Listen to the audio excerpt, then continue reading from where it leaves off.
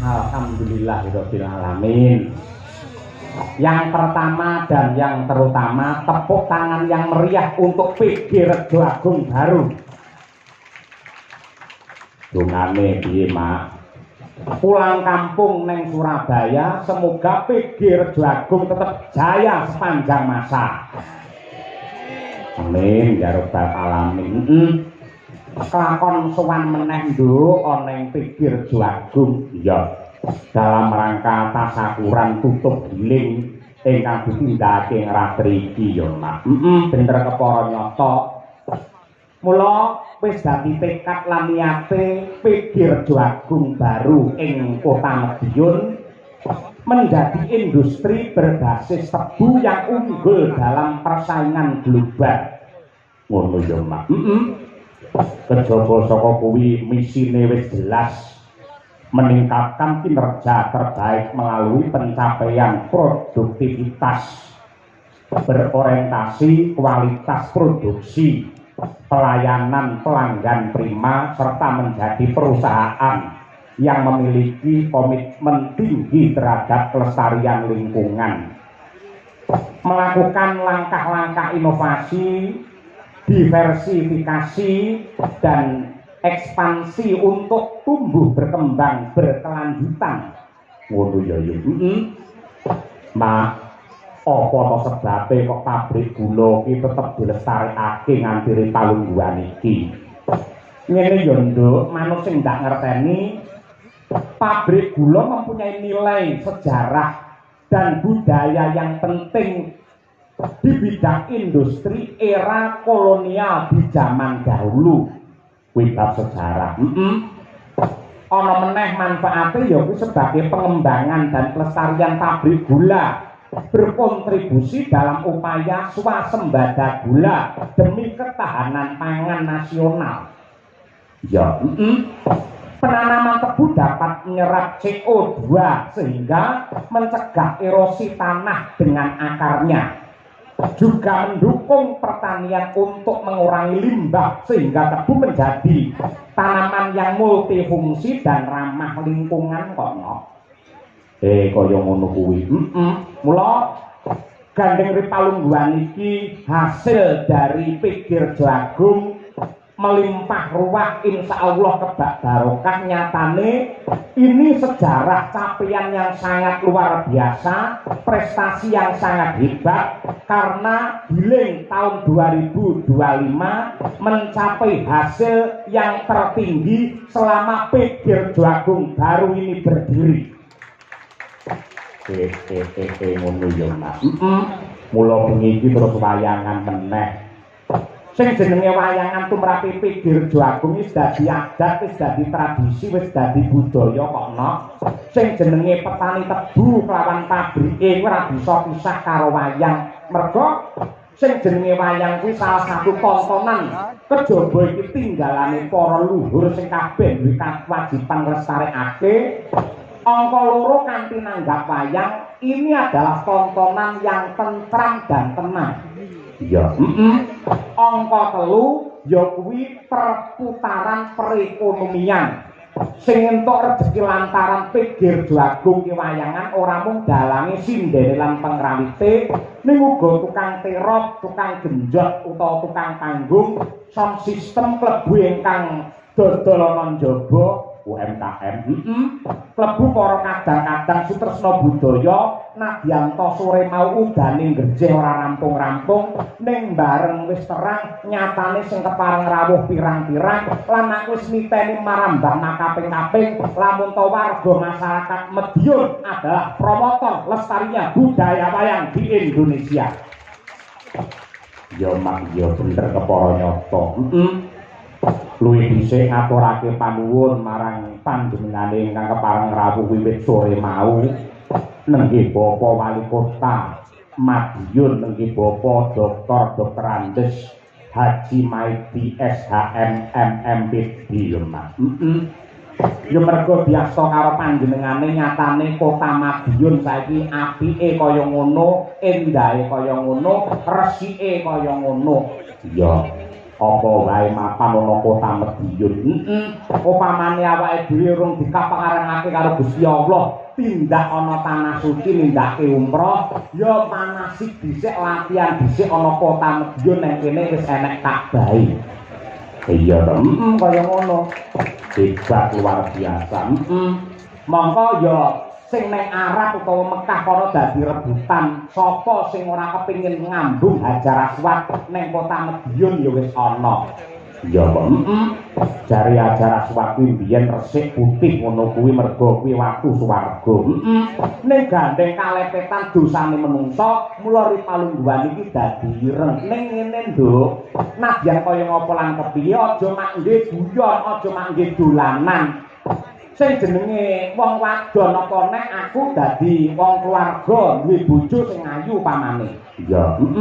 Mongko ning tembung Arab kono ki ana tembung ya kuwi sing kuning lan resik utawa merah. Kuwi kena diarani ya kuwi ya Humairah. Kuwi artine ya kuwi kuning kemerah-merahan. Yen nyeluk bojo ngono kuwi wah sing wedok mesti seneng. Istriku ya Humairah. Ngene mesti sing wedok seneng mergo putih kemerah-merahan. Aja peh bojomu ireng lek menira terus Hajar Aswad ki aja. Ya ngono kuwi. Hebat Bapak Wali Kota sangat luar biasa. Lan uga mbok menawa kepareng rawuh Bapak Bupati Kabupaten Madiun Bapak Hari Wuryanto SHMAK ya kepundhene awake dhewe sing ngayomi marang kanca-kanca Madangkara. Bener kepara nyata, muga-muga Pak Wali lan Bapak Bupati tansah pinaringan sehat, amanah penuh dengan barokah. Amin ya rabbal alamin. Pak dan Rem Kota Madiun, Pak Dandim Kota Madiun, lan uga Direktur Utama PPPG Raja Wali 1 Bapak Danianto. Bener. Direktur Produksi PT PG Raja Wali 1 nenggih Ibu Nanik Sulistiawati. Ya, Jenderal Manager utawi Pak GM PG Jagung Baru Bapak Imam Nur Salamet. Mboten katalumpen dumateng mitra petani tebu Pinggir Jagung sumrambahipun sedaya para staf karyawan Pinggir Jagung mboten katalumpen ingkang tansah berkomunikasi kalian kula nenggih Bapak Samsul ya selaku panitia. Kula sak kanca ngaturaken panuwun ing tanpa upami. Ya bener kepara nyata. Pripalungguhan iki ngaturake sing klasik luwih dhisik no. Ngono. Upamane aku tak nyuwun sinom parijata marang Ibu Sukesi Rahayu. Ya. Tembang menika dipulaturaken minangka tandha bekti kula dumateng pepunden kula nenggih Gus Mamang lan ugi sumrambahipun para kiai alim ulama ing kota dan Kabupaten Madiun. Mengkono. Monggo Bu Kesi Rahayu dipun aturaken sinom parijata kunjuk dumateng para pinisepuh.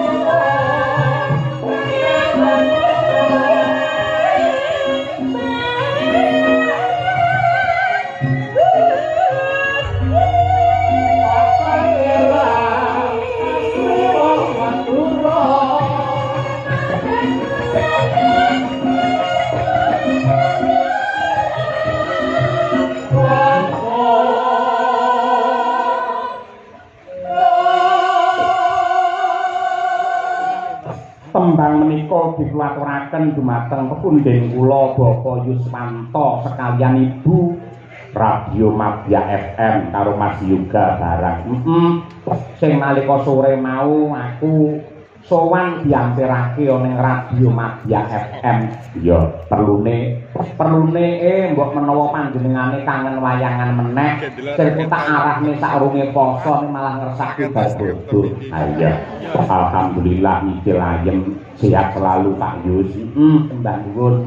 Monggo Bu Kesi.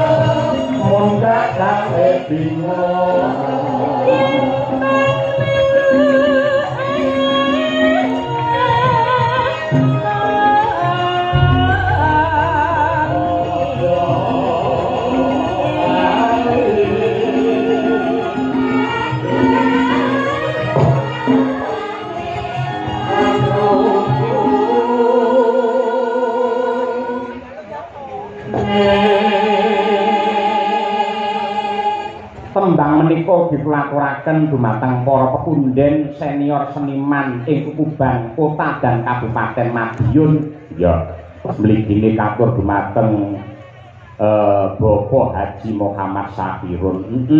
Sugeng lenggah ning dalem monitor Kuntabi Channel. Ya, ora kersa rene, kersa ning pas menyuro. Ya. Ora apa-apa wong panjenengane iki remene ning lakon. Ya, sembah nuwun. Monggo Bu Kesi.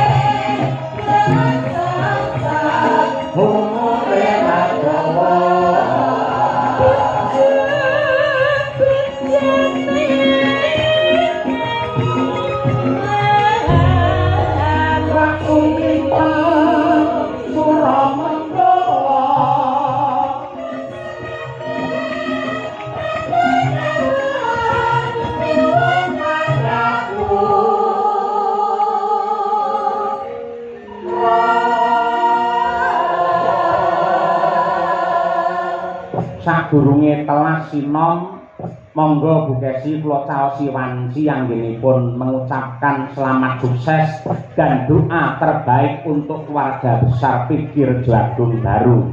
Monggo Bu. Ngaturaken panuwun ingkang tanpa upami dumateng keluarga besar Pikir Jagung Baru yang pada malam hari ini mengadakan tasyakuran tutup giling Pak Dalang. Mugi-mugi setiap tahun hasil selalu melimpah ruah dan bertambah, para petani semakin sejahtera, para pejabat dan masyarakat juga saling bahu-membahu. Akhirnya seluruh masyarakat Indonesia kebutuhan gulanya bisa tercover sepanjang masa. Amin, ya Rabbal Alamin. Telasnya Bu Kesi.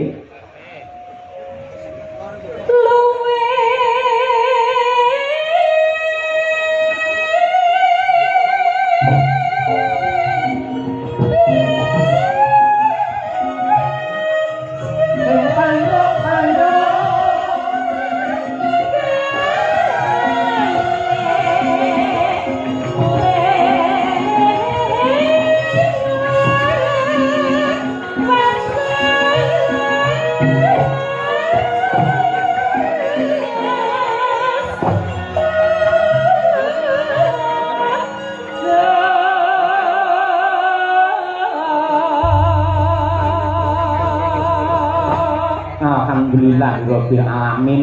Ya. Awake dhewe sakonco madangkara sowan komplit ya yo. Malah ditambahi bintang tamu ya kuwi Cak Julang CS. Wah ya. Lan uga sing dinteni karo para generasi Z lan uga para mak-mak warga masyarakat ing kota dan Kabupaten Madiun. Siapa lagi kalau bukan sinden yang lagi viral naik daun, mahal harganya, Niken Salindri. Wah, ayo ngomong. Yo nduk nggih gugah semangat sak urunge aku ngaturi Cak Julang to Mas Julang. Kowe tembang nggih gebrak swasana Niken Salindri. Ya.